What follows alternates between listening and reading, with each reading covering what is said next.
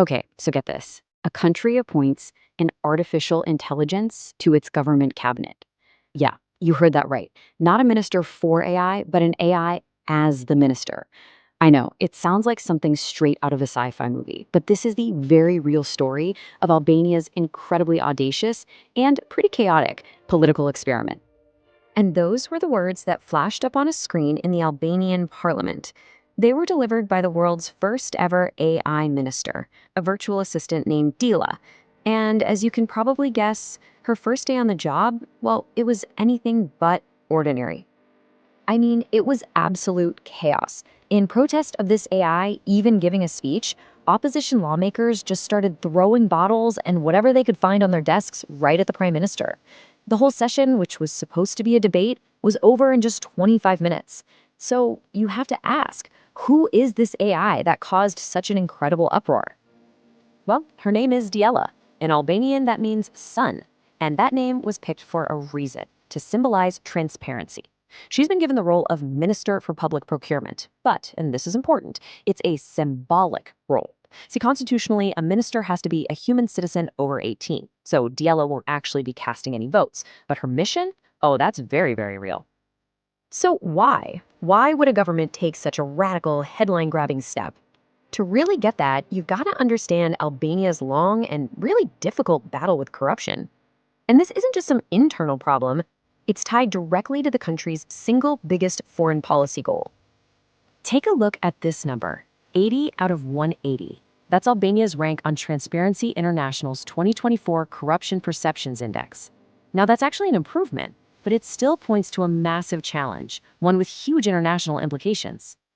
Because the stakes here could not be higher.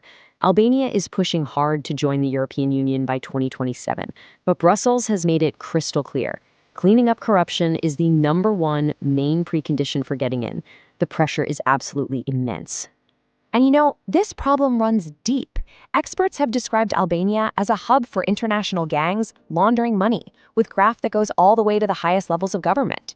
And public tenders, the exact area Deal is now supposed to oversee, have been a constant source of scandal, derailing progress and just fueling public distrust for years. So, faced with this massive challenge, Prime Minister Edi Rama came up with an equally massive, out-of-the-box solution. He introduced an official that he actually called heartless, but in the best possible way. An AI that can't be bribed, can't be biased, and can't be bought. And this was the Prime Minister's single, incredibly ambitious directive for his new AI minister. The goal is absolute: to build a system where integrity isn't just a policy, it's literally hardwired into the code itself. The government's whole argument is pretty simple when you break it down. A human minister can be tempted by bribes, they might leak secrets, or maybe they're just driven by their own political ambition. Diella, on the other hand, is only power-hungry for electricity. She can't be bought, which makes her, at least in theory, the perfect tool for transparency. And it's important to know, Dila isn't some brand new, untested piece of technology. Before her big promotion, she was the virtual assistant on the eAlbania portal, helping regular citizens navigate all that complex bureaucracy. And according to the government, she's already successfully helped with more than 1 million applications. So this is really an evolution of a system that was already up and running. But this isn't just about fighting corruption with some fancy new tech. Prime Minister Rama even admits there's a bit of a publicity stunt to it all. But it's a stunt with a very strategic purpose. By appointing a hyper-efficient, totally incorruptible digital colleague, he's putting a ton of pressure on his human cabinet members to step up their own game. But of course, as you can imagine, not everyone is convinced. This move has kicked off a fierce national debate.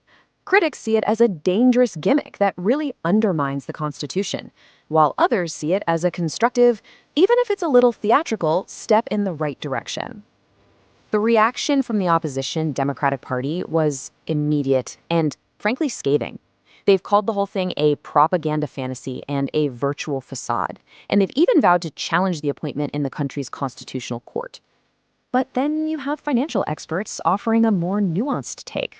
Aneta Bajrakdari Bija acknowledges that, yeah, the prime minister loves his political theater, but she argues that if all this symbolism actually leads to real systems that improve transparency, then, hey, it could be a constructive move.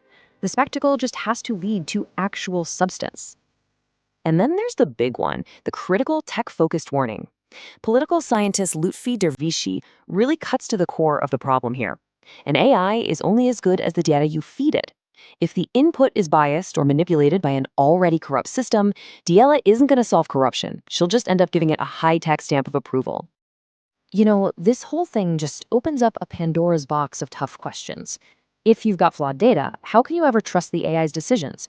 And who's legally on the hook when it messes up? How do you even begin to correct for the hidden biases that are just baked into these language models?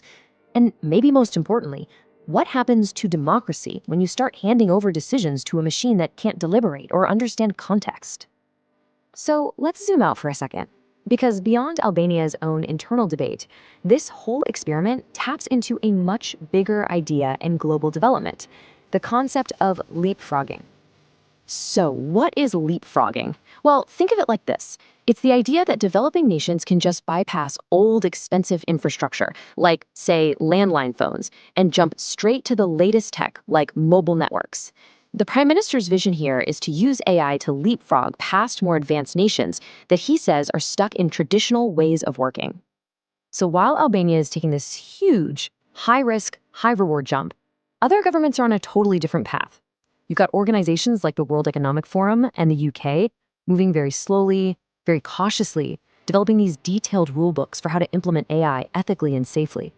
But there's a reality check. Development experts warn that leapfrogging has its limits. Technology can be an amazing enabler, for sure, but it's not a silver bullet. It can't replace the fundamental need for investments in education, in roads, and in the social institutions that actually build public trust. It's a piece of the puzzle, not the whole solution. So ultimately, no matter how this wild experiment in Albania ends, it's way more than just a quirky local story. This is a live, real-world test for a future that every single nation is grappling with right now. It's a case study in the promise, the politics, and the perils of integrating AI right into the very heart of how we're governed. And that leaves us with a truly provocative question.